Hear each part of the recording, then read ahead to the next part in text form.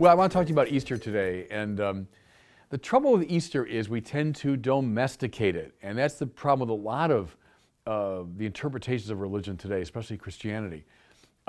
We shouldn't domesticate Easter. Easter is an explosive feast, an explosive reality. Let me get at it this way. Go back to Jesus' time, so first century Judaism. There were lots of views about what happened to people when they died. So, for example, there were many Jews relying on a venerable tradition that would say the dead are just dead. You die and that's it. You go into the ground. Others said that the dead go down to shadowy Sheol, like a sort of underworld. Others said that the souls of the just are in the hand of God. It's a bit like a Hellenistic or Greek view that soul escapes from the body. Still others would hold that the righteous dead at the end of time would rise together.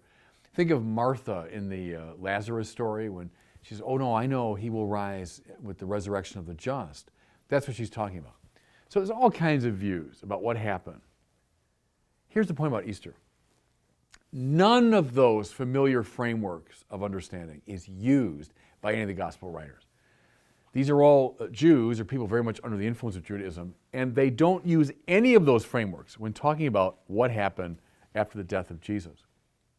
They don't say, oh, he went down to shadowy Sheol. They don't say, oh, his soul has escaped from his body. They don't say, oh, we're hoping one day he was such a righteous man that one day with all the righteous dead he will arise. They don't say that. What they say is that this Jesus, this Yeshua from Nazareth, whom they knew, whom they touched and heard and looked upon, this friend of theirs, Yeshua from Nazareth, who had been brutally put to death by the Romans. And mind you, Romans were very good at putting people to death. It was a specialty of theirs. They didn't make mistakes or fool around. This Jesus, whom they knew, who had been put to death and buried, was alive again through the power of God. That's the resurrection message. If I can put it in some relation to the old frameworks, you might say what they expected of all the righteous dead at the end of time happened in time to this Jesus. See, and it's this very novelty of the resurrection message that gives all the verve and energy to the New Testament. What I've called many times the grab you by the lapels quality. The writers of the New Testament are not trading in bland spiritual generalities. They're not trading in spiritual lessons and symbolic things. They're talking about this event that was so overwhelming that it changed everything. So they wanted the whole world to know about it. That's the resurrection message. That's the novelty and spice and verve and distinctiveness of it. You know, in the last 2 centuries, really, both inside and outside the church, there have been attempts by authors and thinkers to relegate the resurrection to the world of mythology. Now, I love myths. I love the myths of the ancient world. They play a very important role in the development of a civilization. Myths tell us, truths, deep truths about nature, about the cosmos, about ourselves, all of that. But I agree with C.S. Lewis, who said long ago, those who claim that the gospel stories are mythic simply haven't read many myths. Now, Lewis was a specialist in mythic literature. He knew what he was talking about. What he meant was this. Myths deal in these great archetypal abstractions about nature, about the cosmos, about society, which is why myths are placed, I'll use the technical term, in illo tempore, in that time. Or we say, once upon a time. Or update it in a galaxy far, far away. The point is, they're trying to tell general abstract truths, which is why they're not placed in a particular time. Then there are the Gospels. What do you find there? Not these grand, sort of gassy abstractions. But the resurrection stories are set in very particular places, like Judea and Jerusalem. More to it, there are real people involved. Peter, John, James, Thomas. More to it, it happened not in illo tempore, once upon a time. It happened when Pontius Pilatus was the governor of Judea. Well, this is the Roman governor. We got coins with his image. Go to Israel, you can find archaeological evidence of Pontius Pilatus. The point is, the Gospels are grounded and rooted in history in a way that myths are not. And that shows the distinctiveness and the texture of these things. Here's the last observation about it. And again, I love the myths. Norse myths, Greek, Roman myths, wonderful. Love the characters, love what they mean, of great literary power. But there are no martyrs for mythic characters. Name a martyr for Thor. Name a martyr for Zeus. Name a martyr for Dionysus. They don't exist. Osiris. There's no martyr for Osiris. But every early witness of the resurrection, practically every early witness of the resurrection, went to his death defending the dense historical claim of the resurrection. People don't die for archetypal stories. They die for this particular truth. And you find that now in spades in the Christian dispensation. Okay, so there's the resurrection in its uniqueness. But what does it mean? What implications can we draw from the resurrection? Well, here's the first one. In light of the resurrection, we have to radically rethink our usual understanding of the relationship between order and violence. Now, here's what I mean. Look at every major story across the civilizations. This is from the Epic of Gilgamesh to the Game of Thrones. What do you find? This great myth that order comes about through violence. It's usually through some great act of violence that order is established, and when order is lost, it's by a greater act of violence that it's restored, right? You come at me with a knife, I'll come at you with a gun. You come at me with your army, I'll make sure I get a bigger army. There's the story of so much of human civilization, and it's very deep in our psychological DNA, if you want, that order comes through violence. Well, in Jesus' time, what was the keeper of order? It was the Empire of Rome. Talk about an empire that understood and believed this myth, right?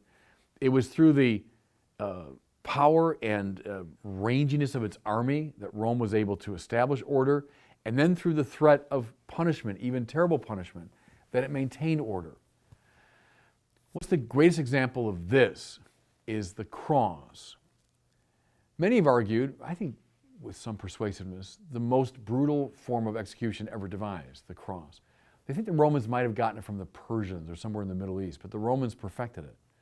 Somebody nailed or tied to this instrument of torture, and then very slowly left to suffocate and bleed to death, even as animals fed on your body. So this was a horrific form of execution. The Romans, of course, performed it publicly on purpose. They wanted people to see the cross. They wanted to see the crucified so it would have full deterrent effect. If there's no better symbol in some ways of the old myth of order through violence than a Roman cross. That's how Jesus dies. You cross us, pun intended, that's what we'll do to you. So, when he rises from the dead and appears to his followers who had, in his moment of greatest need, betrayed him, denied him, abandoned him, run from him, he's back. He appears to them. We hear they are afraid. Now, because they're seeing something uncanny, certainly, but I've often wondered, is it also because this looks like the oldest myth in the world?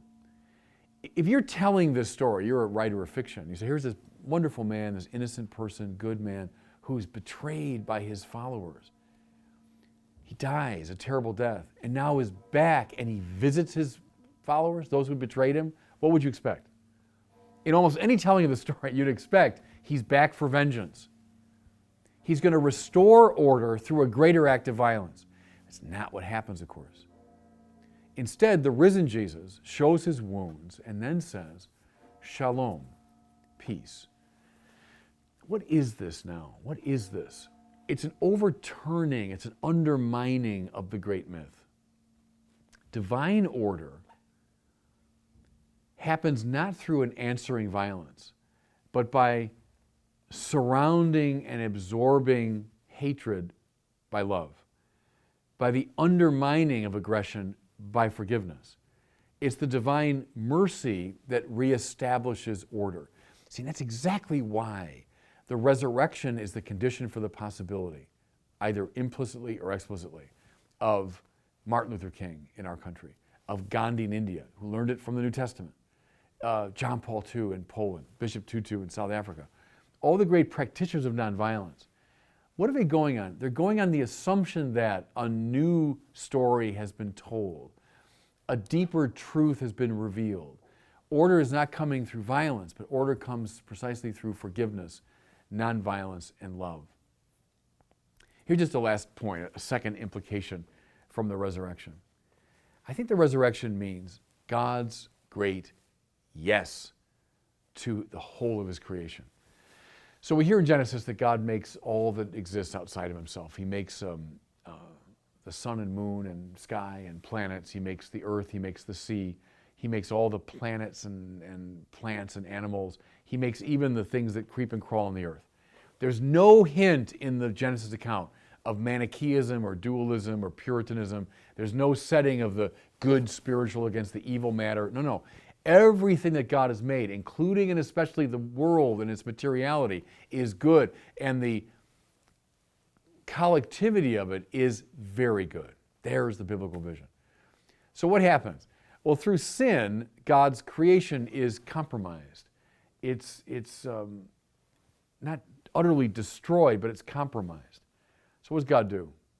He sends rescue operation after rescue operation. I mentioned a little while ago Noah's Ark is an evocation of that. The law, the temple, the prophets, the people, Israel itself, they're all meant to be rescue operations. What's God's final, unsurpassable rescue operation but Yeshua from Nazareth, who is his icon? Paul says the icon of the invisible God. He's the sheerest showing forth of the divine purpose. And what do you find, therefore, in the resurrection of Jesus from the dead? God's affirmation, yes, of the spiritual, but also of the physical. The bodily resurrection of Jesus means that God does not give up on his creation, but rather lifts it up, ratifies it, says yes to it. And that's why Easter, above all, is the ground for hope. Because we can say no all we want to God's purposes. We do it all the time. It's what it means to be a sinner. But God says yes to it. And that's the ground for hope. And I think that's the deepest meaning of Easter.